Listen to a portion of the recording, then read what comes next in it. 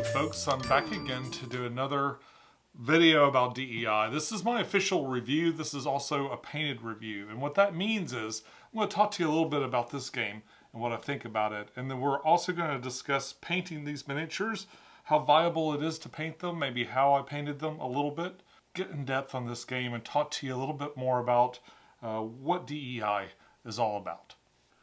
DEI plays 1 to 4 players out of the base core box, and I would say give yourself an hour and a half to 2 hours depending on the player count.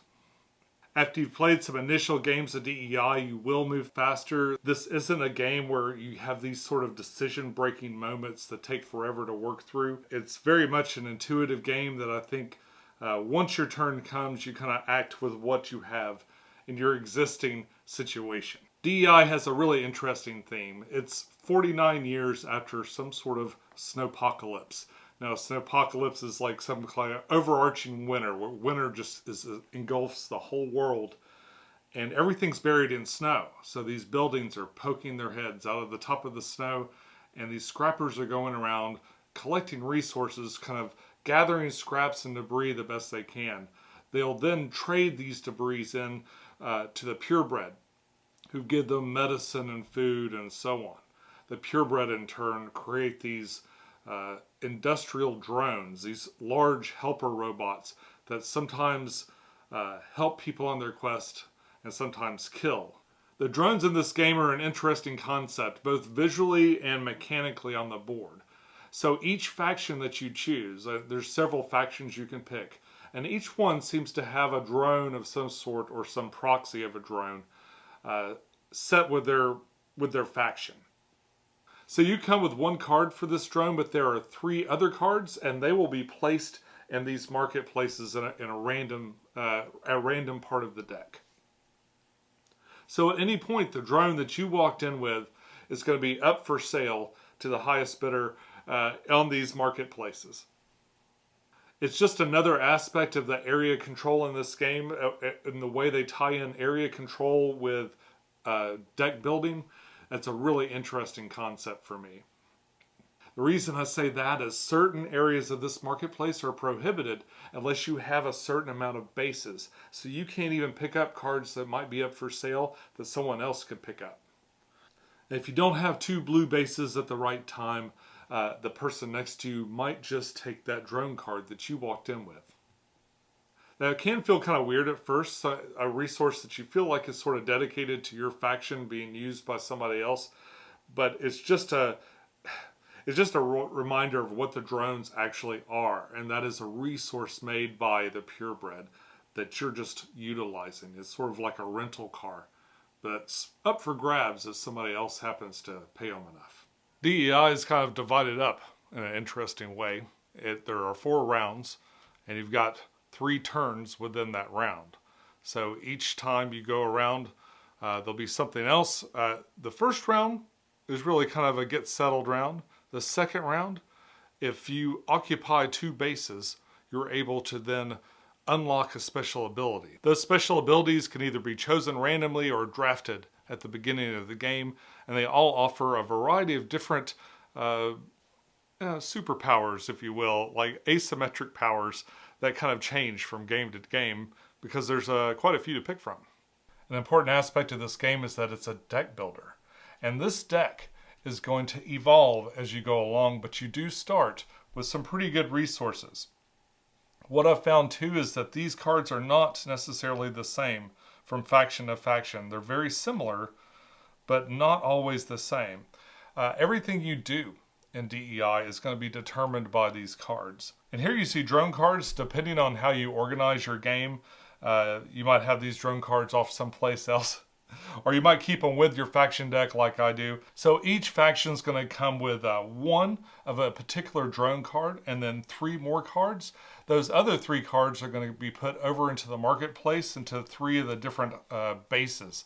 They'll be kind of shuffled randomly into there before those cards are pulled out. So these cards could end up out right away, or they could come out later. Everything you do in DEI is going to be done in a series of commands, and you'll be able to do 2 commands on your turn. So you'll lay these cards down, And some of them are multi-use cards where you can do a lot of different things. Some of them do one primary thing. Most of them have at least 2 icons on there to indicate things that you can do. Things will be like put more people on the board, collect resources, or move. Those are the main things that you're going to see on these. The other thing that you can do is build. And they have the options to build bridges from rooftop to rooftop, or elevators, which are kind of like these little rope elevators that they use to move around up and down the buildings. As you go through the game and you buy things out of the marketplace, you're going to get some other cards with other abilities. They'll have like upgraded versions of the regular abilities. You'll also see that they have points at the top. These points you'll be getting at the end of the game, and they just kind of go towards your overall score. These points are very important with DEI, especially towards the end of the game, and they're the kind of thing that maybe your opponent won't notice. You can buy a few cards here and there, and they won't really know how many points you have in your hand, or at least it'll be really hard to keep up with it. So on a turn in DEI, you're going to take your action cards, and you're going to do 2 actions. You'll do what's depicted on the cards, and then it goes on to the next player, and they do so on. When you get to the end of the next round, you're going to play your 2 actions. And anytime you take a base, you're going to take one of their gems, and you'll just kind of add it to your board. And at the end of the second round, see it's got this little fist that goes up. So what you'll do is you look up here and you go, aha, I've got this, and you can unlock a special ability to use for the rest of the game. Now, as you lose these bases and stuff too, these gems will go to other people, or they'll go back to the board if you just simply move away. But this thing that you've unlocked will always be there. This is a great part of the game. It's really exciting to kind of get all of your powers unlocked, and they're worth points at the end of the game. So at the end of the third round of your turn, you're going to play 2 cards once again, just like you did before. But at the end of your turn, you need to take one of your job tokens and put it on the mission board. The mission board contains all these objectives that are set forth by the purebred. So these are all the things that the pureblood wants you to do. Find me some batteries, find me some little cubes and circles and such. There are all kinds of conditions that you can meet to fulfill these missions, and they're in these columns. Now you can pick the column for your turn. You can also go into the future. You can pick future columns if you haven't gotten to that turn yet and pick stuff out of there. There is a penalty though. Eventually you're going to have to pick something from the past when you get through all 4 of these rounds. The thing you pick from the past will be at a lesser value. So in theory, you could do about half your turn, looking ahead, and then half your turn on the back end, but it probably wouldn't be quite as efficient. It's a great way to get points and does provide a little bit of guidance in terms of what you want to do next when you play the game. At least if you're trying to invoke some sort of strategy, it's a good place to start. But you're going to go through 4 rounds of this, and then you count up the scrap. Scrap is what they call points. And you can get points by a lot of different things. There's a little diagram on the side of your board that designates everything from the supplies you've collected. I tend to get most of my points out of my cards and the amount of bases that you have and so on. All in all, the rule set for this is pretty tight. There are some little quirks with the rule book that were kind of interesting that I think for the most part all been worked through on Board Game Geek. But nothing's really held me up in my games. I was pretty much able to play with what was written in the rulebook, at least for the English edition. Any weird edge cases or anything like that popped up, it was really easy to find the answer inside of the forums and the questions that other people had. Painting DEI was a lot of fun. It was quite challenging at times. These models are very, very small. I'm not sure what scale you would put these things at. Maybe 10 millimeters, 7 millimeters, something like that. Maybe a little bit bigger. But they're very highly detailed for the size. In each faction box, there are a lot of repeats. Basically, you get 2 different models. There are options in the expansions for other leaders, so you might get 3 different models in a faction. You'll have 2 leaders that look, some would say, maybe not distinct enough from the rest. I believe they're trying to fix that in this latest iteration that they have out on GameFound now. They're going to put some base or something so that leaders stand out a little bit more. I think that's pretty cool. And then you have all the scrappers. And the scrappers are all the workers. They're the ones going around taking up space, getting you that area majority in different areas, picking up the different resources that you want. Because these scrappers are all essentially the same, and I took advantage of having all those repeats. I took my hobby holder, which is basically one of those little painting things where you can, a little handle to paint your miniatures. I put a popsicle stick across, and I put some blue tack across the top of that, and that enabled me to paint a whole lot of these. I think I could get, I would do like 2 popsicle sticks, and then I had another little small stick that I used for the last couple. And I was able to just kind of go boots, boots, boots, boots, boots, gun, gun, gun, gun, gun, and just kind of production line through these things. Doing it that way, I was basically able to paint through a faction in about a night. I used contrast paints. I used a combination of contrast and speed paints to paint these. It suited these really well. There's a lot of deep details, and they did a really good job making some good details in here, and those contrast paints go in there and to just kind of fix it without having to fuss with it a whole lot. And that's good, especially when the details are just so unbelievably small. I'm really glad I took the time to paint these though, because they look really great out here on the battlefield. I think photography wise they're a little harder to see, and if you're the type of person that prefers the meeples, do not despair. There's a meeple version of all of the stuff that they make for DEI, and in fact you can get the core game and a lot of the stuff from the first campaign right now on their website. If you want the miniature version though, I'm afraid you're going to have to move a little sooner and get it now or pick it up in the aftermarket someplace. There are a lot of different miniatures to paint in DEI. There's also the drones. The drones were really interesting. I tried to give them all the theme of the purebloods, they have this red color scheme. Pretty much anytime you see red on something in DEI, it means it was a gift from the pureblood. And I try to emphasize color a lot. There are a couple of other factions as you move on that are really interesting, like all the different wild factions and stuff that have other things. But the drones in this core game are meant to be sort of the standard pureblood drones that you would see roaming around London. What's interesting is although these things look really menacing, only one is there to kill. And when it does kill, you get like a little perk, and they call it candy. There are these little candy tokens, and on the back of them there'll be a special, an extra ability that you can do at your leisure, along with playing your card in a turn. So although this looks like a war game, it's really not a war game at all. It's very much area control. It's about area control and gathering points through these cards. The more of that you do, the more of this you win. That being said, I would like it if this were a little bit scrappier. I like to be able to shoot, and you can do that as you start to move into the expansions. I've done a whole video especially about what all the expansions and what they have to offer. Be sure to check that out if you get a chance.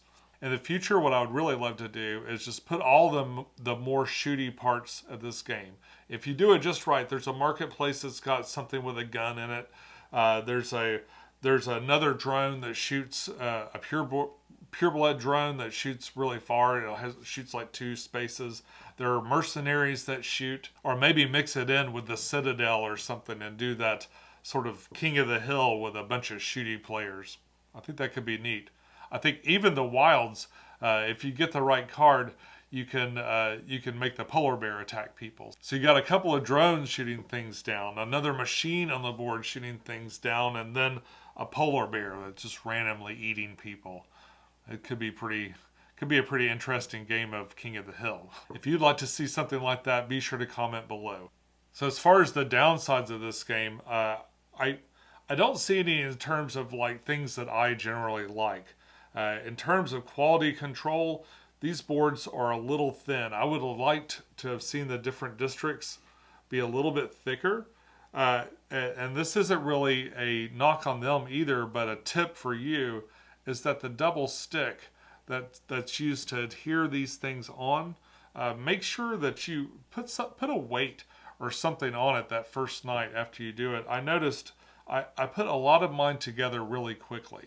And I noticed that in the box, they kind of knocked free and even moved and then restuck down. I was able to pull them up without any damage whatsoever to the board. The boards are 100% fine, but there were a couple of those that I just didn't press down on hard enough. So be sure that you do that before you just kind of lock it away. I'd hate for it to sit for years that way.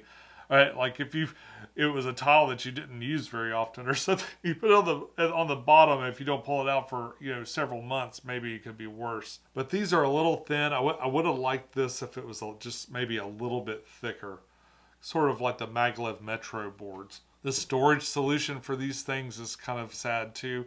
Especially if you paint your miniatures, you're probably going to want to protect them a little bit more than what will be offered in just the core. I made the whole video about my storage solution for this. That's how much of a fan I am. I don't think there was anyone predicting that I would hate this game. But definitely storage is something you might want to figure out, especially if you intend to paint them too. I think this is a game where I sort of fell in love with the aesthetic. I thought the rules were easy to understand and fun to think about. And all the mechanics in this game are just kind of familiar. They're sort of like, it's like an old friend everywhere you turn. These are all things that I've seen before, but they're assembled in such a way that it makes it very interesting. These boards can be swapped around.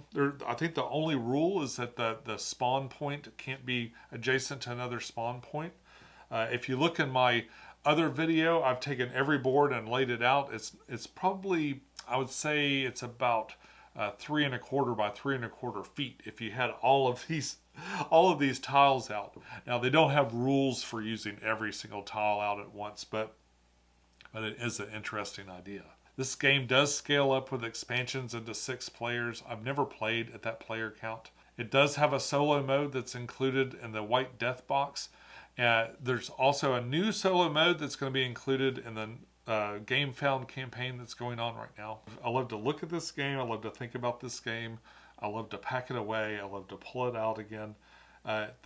This game, for some reason, I really fell in love with it. I guess all that goes with maybe my last criticism too, and you can see about maybe how relevant you think it is. This game funded a long time ago, and I just got it recently, just the end of the year last year. It took a really, really long time to produce. I was anticipating getting this game quite a while ago. It happened during probably the worst time in history to try to produce a board game, I imagine. And it was obviously quite difficult for them. I've already forgiven them for this. There's some aspects of this game that I thought could be more premium, like the storage, like the quality of some of the cardboard and stuff. But overall, I think that they did a good job and produced a really fun game that is appealing to look at and fun to play with. So I've backed the expansion. I'm not sure how long it's going to take them to produce that. I'm sure I won't be all played out of D.E.I. by the time it arrives, or maybe I'll be definitely ready for some new bit of excitement to be injected into this game by then. But I'm hopeful that with all the language additions already sorted out, the rule books have been vetted and tested by all of us. There's any kind of corrections that they have to make will be very easy, quick connections, and maybe they hit reset and go again and make another print run of this. It's got to be easier than the first time when they were trying to figure it out and they were play testing it and testing the molds and all that stuff. I think just hitting reset, adding a little bit more, I think they could be very successful with that, and my anticipation is that they will do better than last time. That's my hope anyway. And that's how I feel about it. I would absolutely 100% buy it again. I really love this game.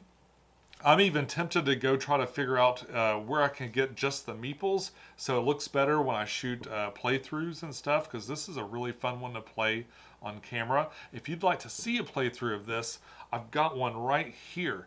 I did it with Owen right at the end of the last year. If you'd like to know more about all the expansions and stuff, I got one of those right here. If you'd like to subscribe, I'd love to see you again. But until next time, enjoy your games, and I'll see you soon. Bye-bye.